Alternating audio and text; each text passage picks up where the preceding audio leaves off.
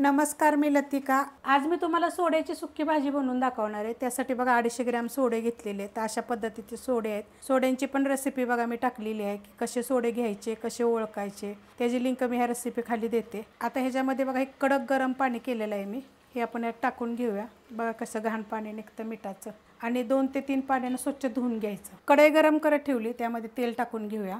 तेल 1 चमचा टाकायचं आणि कडक गरम होऊन देऊया। तेल गरम झालेलं आहे, त्याच्यामध्ये थोडंसं जिरं जरा चांगलं तडतडून देऊया। कढीपत्ता, थोडीशी हळद आणि 2 कांदे बघा मीडियम आकाराचे एकदम बारीक कापून घेतलेले आहेत। तर कांदा आपण हा चांगला भाजून घेऊया। परतून घेतलंय बघा।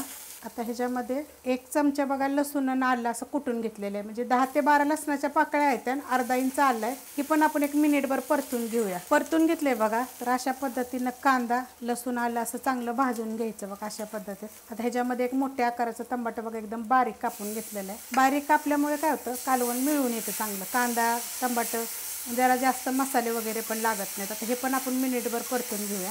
परतून घेतलेलं आहे। आता ह्याच्यामध्ये बघा मिरची पावडर, तिखटवाली पण आहे आणि कलरवाली पण आहे। जे तुमच्याकडे मसाला असेल तो टाका। हे मी 2 चमचे टाकलेला आहे।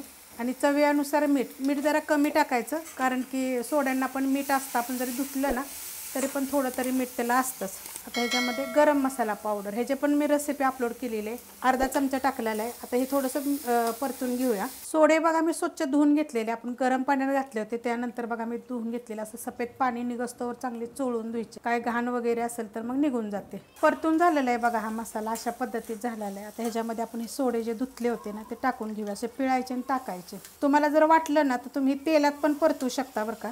जेव्हा आपण कांदा भाजतो ना तर त्याच्या संग बी जरा परतले तरी चालतात, पण हे मी गरम पाण्याने स्वच्छ धुणार आहे आणि ह्या मसाल्यामध्ये 1 मिनिटभर मी आता हे चांगलं परतून घेणार आहे। गॅस आपला मीडियम आहे आणि ह्या मसाल्यामध्ये आपण परतून घेऊया। 2 मिनिट बघा मी परतून घेतलेलं ह्या मसाल्यामध्ये। आता ह्याच्यामध्ये कोकम टाकायचा, मिक्स करून घेऊया।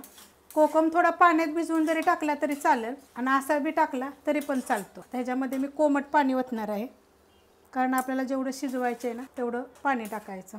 गॅस आपला मीडियम आहे आणि आपण आता ह्याच्यावर झाकण ठेवूया।